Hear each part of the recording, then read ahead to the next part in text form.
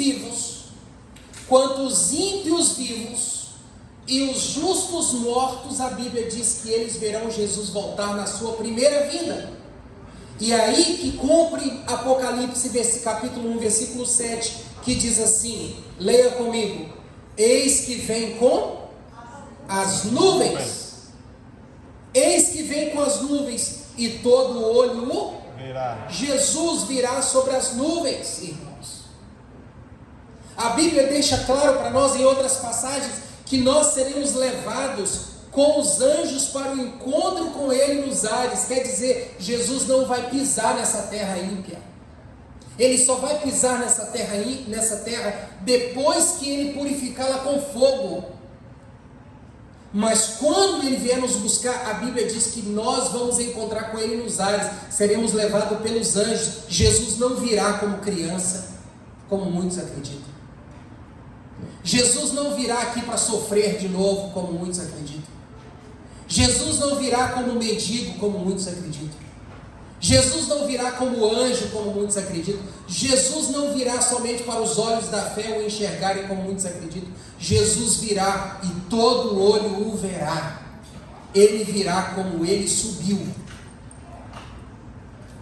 Ele virá como passar, como se Jesus fosse ter misericórdia e deixar entrar. A Bíblia diz que Ele contou a parábola das 10 virgens, aquelas que ficaram para trás, para exemplificar que na última hora só vai entrar quem estiver com azeite na mão. Quem estiver nas trevas vai ficar do lado de fora da festa do noivo. Isso é bíblico. Essa é uma mensagem que a igreja tem parado de pregar. A igreja precisa pregar para os irmãos e para nós. Eu preciso viver isso, que a volta de Jesus é uma realidade. Ele vai cumprir sua promessa. O mundo está se preparando para isso, mas eu preciso me preparar. A Bíblia diz em Mateus 24:31, abra lá sua Bíblia. Vamos ler um outro texto bíblico, Mateus 24:31. A Bíblia diz em Apocalipse 1, versículo 7, que todo olho verá. E agora Mateus capítulo 24, versículo 31, diz assim, olha o que diz: e Ele enviará os seus anjos com grande clangor de trombeta, os quais reunirão os seus escolhidos dos 4 ventos de uma a outra extremidade da terra. Os anjos vão nos encontrar. A Bíblia diz em Mateus 25, versículo 31, roda a página um pouquinho mais à frente, o seguinte, 25, 31, quando vier o Filho do Homem na sua majestade, e todos os anjos com quem? Com Ele. Por isso que Apocalipse diz que vai haver silêncio aonde? No céu. No céu, porque no dia da volta de Cristo todos os anjos virão com Ele, não ficará um anjo no céu. Irmão, será um espetáculo extraordinário. Extraordinário. Quando vier o Filho do Homem na sua majestade, e todos os anjos com Ele, então se assentará onde? No trono da sua glória. Haverá um trono, e se há um trono, há um rei, há um juiz, e haverá julgamento. É nesse momento que a Bíblia diz que Deus vai separar o joio do trigo. Lembra dessa parábola? Lembra dessa parábola?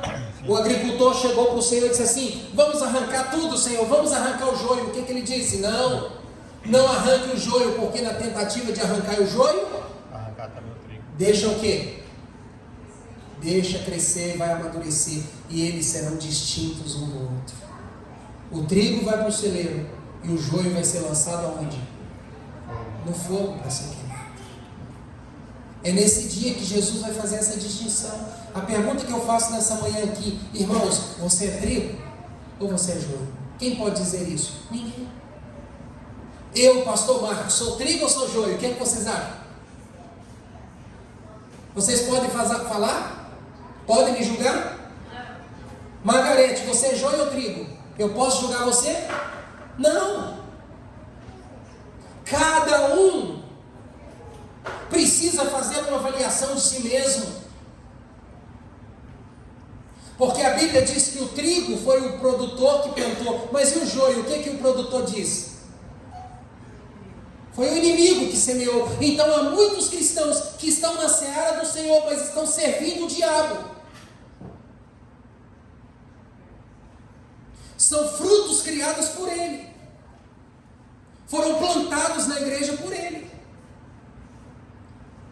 Estão vestidos de cristão, mas têm natureza mundana. Mas quem sou eu para julgar? Quem sou eu para dizer é você? E você olha, não, é você. É você. Não, é você. Quem somos nós para fazer isso? Ninguém pode fazer isso. Mas Deus sabe. Deus sabe quem é o joio e Deus sabe quem é o trigo. E nós também sabemos se a gente está sendo joio e se a gente está sendo trigo. A gente sabe. A gente sabe. Só que no reino físico, um joio não pode se transformar em trigo. Tá certo? No reino físico.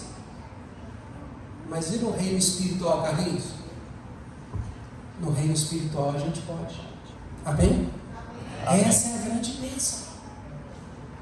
Do mesmo jeito, no reino espiritual, quem é trigo pode se tornar joio, quem é joio pode se tornar trigo.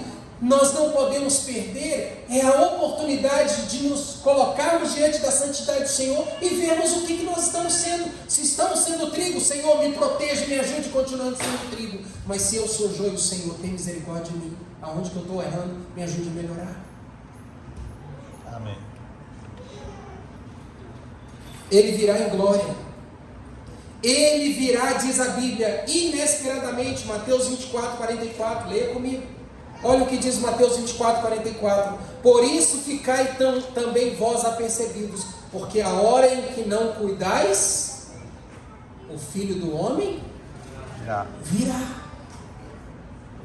Ele virá. Ele virá. Irmãos, olha para cá, eu quero dizer uma coisa para vocês. O YouTube não é profeta. O YouTube não é profeta. O Instagram não é profeta. Então não caia na história. Porque o Papa assinou uma carta lá. O fulano disse que vai ter um decreto lá de morte. Não caia nessa história. Não sigam homens, sigam a Bíblia. Sigam evidências. Sigam os sinais. Jesus disse quais seriam os sinais que estariam acontecendo às prévias do seu retorno. Perguntaram para ele um dia, ele disse: nem eu sei, nem os anjos, somente quem? Eu só obedeço ordem. O dia que o Pai mandar, eu vou. É assim que funciona o plano da salvação. Não que ele não seja Deus por ser submisso ao Pai, é que esse foi o plano. Um cuida do trono, o outro vem e morre, e o outro assessora a igreja depois do retorno do Filho. Esse é o plano do Pai, do Filho e do Espírito Santo. Jesus veio para obedecer ordem, o seu retorno é uma ordem dada. Vai, filho. Não tem uma música do Arautos do Recife? Filho, vai, chegou? Chegou a hora? Então nós não sabemos. Ele virá inesperadamente. Temos que estar preparados. Capítulo 24, versículo 36 diz assim: mas a respeito daquele dia e hora ninguém sabe, nem os anjos dos céus, nem o Filho, senão o Pai. Senão o Pai.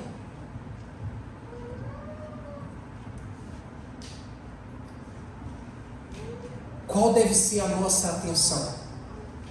Mateus 24, versículo 4 e 5 diz assim: e lhes respondeu: vede que ninguém vos engane, porque virão muitos em meu nome dizendo eu sou Cristo, e enganarão. Nesse processo de preparação, de aguardo da segunda vinda de Cristo, qual deve ser a nossa atenção? É para aquilo que é um engano.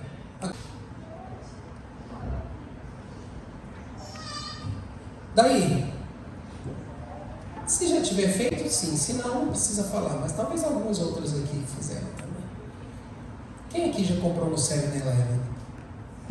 Alguém já comprou no 7-Eleven alguma coisa na vida aqui? Acho que todo mundo já deve ter passado por lá, ou quase todos. Você já comprou aquela aguinha de coco que vem geladinha na latinha? Parece refrigerante?